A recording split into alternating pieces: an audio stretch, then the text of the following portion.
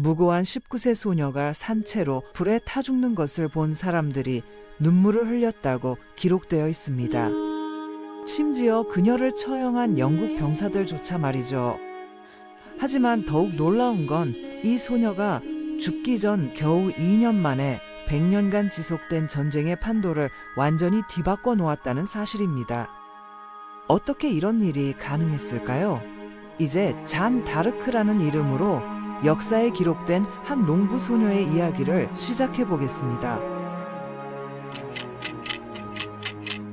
1431년 5월 30일 루앙 광장에서의 그 끔찍한 처형 장면부터 거슬러 올라가 보죠. 잔이 불길에 휩싸이기까지 도대체 무슨 일이 있었던 걸까요? 모든 것은 1412년 돔렘이라는 작은 마을에서 시작되었습니다. 이 마을은 너무나 미미해서 대부분의 지도에도 제대로 표시되지 않을 정도였거든요. 하지만 바로 이곳이 프랑스 역사를 바꿀 소녀가 태어난 곳이었습니다. 당시 프랑스는 절망적인 상황이었어요. 100년 전쟁이라 불리는 영국과의 전쟁이 이미 70년 넘게 지속되고 있었거든요. 영국군은 프랑스 북부 대부분을 점령했고 부르고뉴 공작은 영국 편에 서서 프랑스를 등에서 찌르고 있었습니다. 프랑스 왕 샤를 7세는 아직 정식으로 대관식도 치르지 못한 채 도페미라는 왕세자 칭호로만 불리며 초라하게 버티고 있었죠. 돔레미 마을의 일상은 공포 그 자체였습니다. 멀리서 들려오는 전쟁의 소음,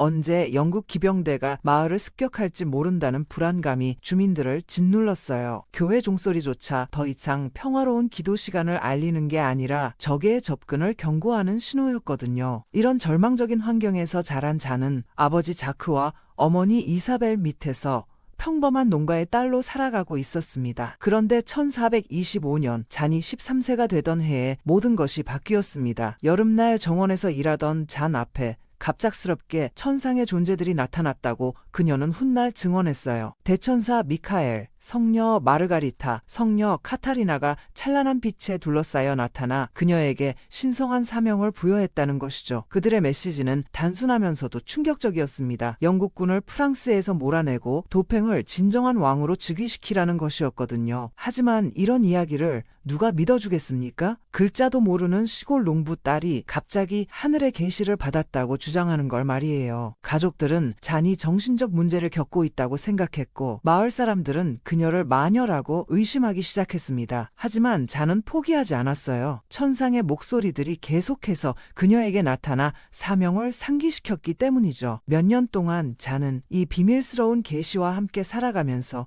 자신의 운명을 받아들이기 위해 준비했습니다. 그녀는 기도에 더욱 매진했고 프랑스의 정치적 상황에 대해서도 관심을 갖기 시작했어요. 놀랍게도 글을 읽지 못하는 농부 딸이었지만 그녀는 전쟁 상황과 정치적 역학관계에 대해 놀라울 정도로 정확한 이해를 보여주었거든요. 1428년이 되자 잔은 마침내 행동에 나섰습니다. 16세가 된 그녀는 보크르로 가서 그 지역의 영주인 로베르드 보드리쿠르를 만나려 했어요. 목적은 단순했습니다. 도팽을 만날 수 있도록 호위병과 말을 달라는 것이었죠. 하지만 당연히 보드리쿠르는 이 터무니없는 요청을 일축했습니다. 정체불명의 농부 소녀가 와서 왕세자를 만나게 해달라고 하는데 누가 진지하게 받아들이겠어요? 그러나 잔은 굴복하지 않았습니다. 그녀는 계속해서 보드리쿠르를 찾아갔고 자신의 사명에 대해 설득력 있게 이야기했어요. 더 중요한 건 그녀가 미래에 일어날 군사적 사건들에 대해 놀라울 정도로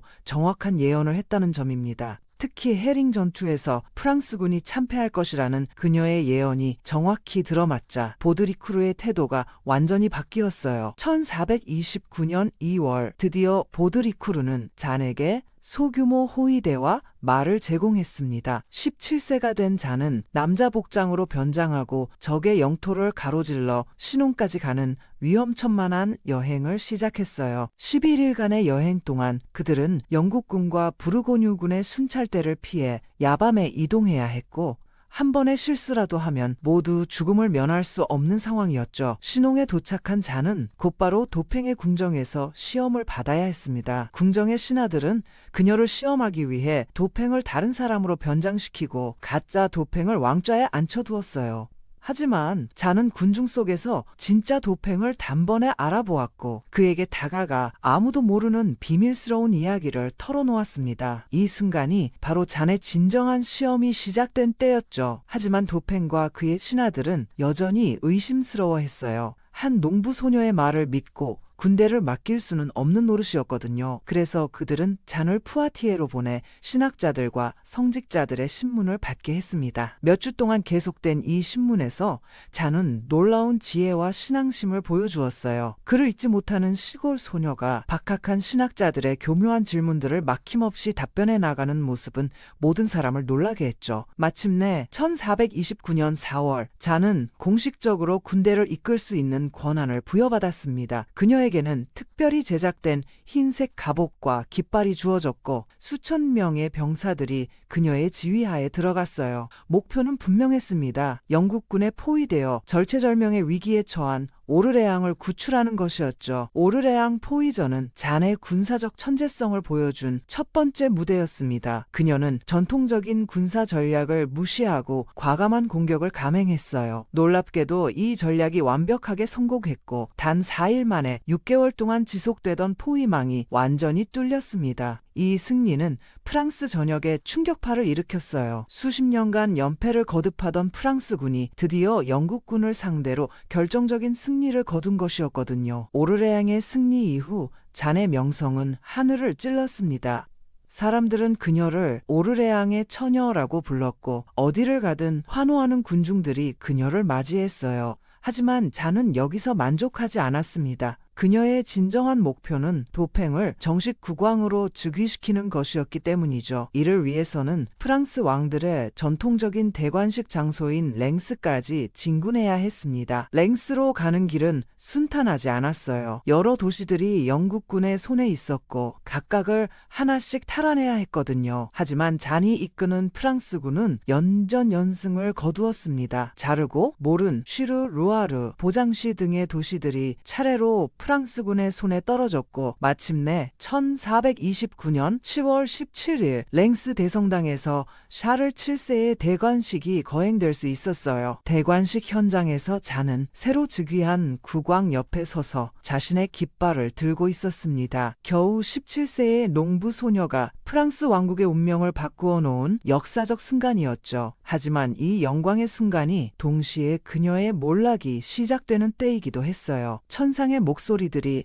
그녀에게 부여한 사명은 이제 완수되었지만 전쟁은 아직 끝나지 않았거든요. 대관식 이후 잔은 계속해서 군사작전을 이끌고 싶어 했지만 이제 국왕이 된 샤를 7세는 다른 생각을 갖고 있었습니다. 그는 외교적 해결을 선호했고 잔의 공격적인 전략에 대해 점점 더 소극적인 태도를 보이기 시작했어요. 이런 상황에서 잔은 점점 더 고립되어 갔죠. 1429년 9월 파리 공격에서 잔은 심각한 부상을 입었습니다. 석궁 화살이 그녀의 다리를 관통했고 이 부상으로 인해 그녀는 한동안 전투에서 물러나야 했어요. 더욱 심각한 문제는 국왕이 파리 공격 중단을 명령했다는 점이었습니다. 잔에게는 이해할 수 없는 결정이었죠. 1430년 봄, 잔은 부르고뉴군에 포위된 콤피에뉴를 구원하기 위해 출정했습니다. 하지만 5월 23일 운명의 그날이 다가왔어요. 전투 중 잔은 부르고뉴군에게 포로로 잡혔고 이것이 그녀 인생의 마지막 장의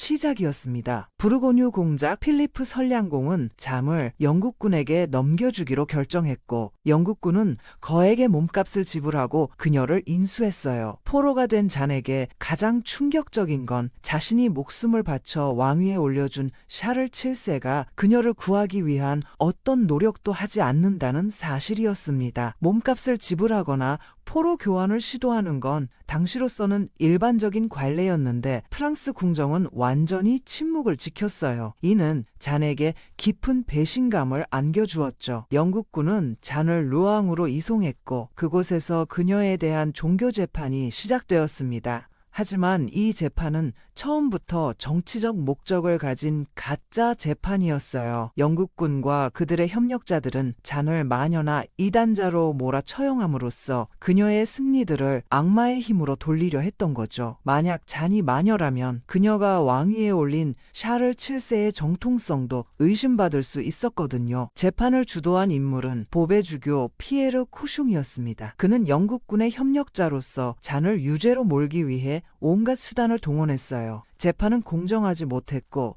잔에게는 변호인도 제대로 주어지지 않았습니다.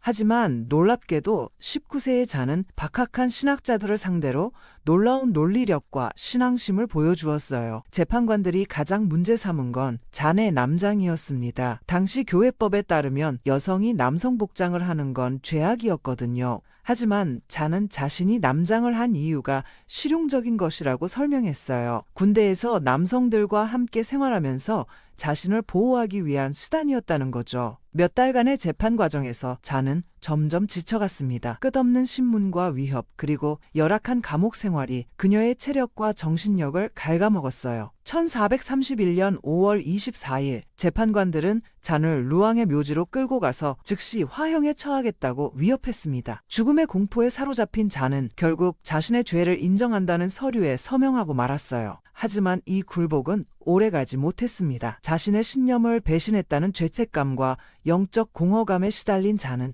며칠 후 다시 남장을 하고 자신의 입장을 철회했어요. 그녀는 거짓으로 사는 것보다 진실을 위해 죽는 걸 선택한 거였죠. 이 결정은 곧 그녀의 사형 선고를 의미했습니다. 1431년 5월 30일 아침 19세의 잔 다르크는 루앙 구시장 광장에 화형대로 끌려갔습니다. 그녀는 끝까지 자신의 신념을 굽히지 않았고 불길이 치솟는 가운데서도 예수의 이름을 부르며 기도했어요. 목격자들의 증언에 따르면 그녀의 마지막 모습을 본 많은 사람들이 눈물을 흘렸다고 합니다. 심지어 그녀를 처형한 영국 병사들조차 양심의 가책을 느꼈다고 기록되어 있죠. 잔의 죽음은 즉시 논란을 불러일으켰습니다. 많은 사람들이 이 재판이 정치적 조작이었다고 의심했고 실제로 25년 후인 1456년 교황청은 재심을 통해 잔의 무죄를 선언했어요. 하지만 이미 너무 늦은 일이었죠. 그러나 잔의 죽음이 그녀의 영향력의 끝은 아니었습니다. 오히려 그녀의 순교는 프랑스 국민들에게 더 큰 영감을 주었고 프랑스군은 계속해서 영국군을 몰아내는데 성공했어요. 1453년 100년 전쟁이 끝날 때까지 프랑스는 칼레를 제외한 모든 영토를 되찾았죠. 잔이 시작한 프랑스의 반격이 마침내 완전한 승리로 끝난 거예요. 오늘날 잔 다르크는 프랑스의 수호 성인이자 전 세계적으로 존경받는 역사적 인물이 되었습니다. 1920년 가톨릭 교회는 그녀를 성인으로 시성했고 프랑스에서는 국가적 영웅으로 추앙받고 있어요. 수많은 문학 작품, 영화, 연극이 그녀의 이야기를 다뤘고 그녀의 이름을 딴 거리와 광장이 프랑스 곳곳에 있습니다. 잔 다르크의 이야기가 오늘날에도 여전히 강력한 울림을 주는 이유는 뭘까요? 그건 그녀가 보여준 용기와 신념, 그리고 불의에 맞서는 의지 때문입니다. 신분과 성별의 한계를 뛰어넘어 자신의 소신을 관철한 그녀의 모습은 모든 시대의 사람들에게 영감을 줘요. 또한 그녀의 비극적인 죽음은 진실과 정의가 때로는 큰 희생을 요구한다는 걸 보여주죠. 현대의 관점에서 볼 때 잔 다르크는 여성 해방의 선구자이기도 합니다. 남성 중심의 사회에서 여성이 군대를 이끌고 정치에 개입한다는 건 상상할 수 없는 일이었지만 그녀는 이 모든 금기를 깨뜨렸어요. 비록 그 대가로 목숨을 잃었지만 그녀의 용기는 후세 여성들에게 큰 영감을 주었습니다. 또한 잔의 이야기는 개인의 신념이 얼마나 큰 역사적 변화를 만들어낼 수 있는지를 보여줍니다. 한 농부 소녀의 확신이 전쟁의 흐름을 바꾸고 나라의 운명을 바꾼 거죠. 이는 개인의 의지와 행동이 역사에 미칠 수 있는 영향력을 극명하게 보여주는 사례예요. 잔 다르크. 그녀는 겨우 2년의 짧은 활동 기간 동안 중세 유럽의 역사를 완전히 바꿔놓았습니다. 19세의 나이에 화형대에서 생을 마감했지만 그녀의 정신과 유산은 600년이 지난 오늘날까지도 살아 숨쉬고 있어요. 그녀의 이야기는 용기와 신념의 힘, 그리고 진실을 위해 싸우는 것의 가치를 우리에게 계속 상기시켜주고 있습니다.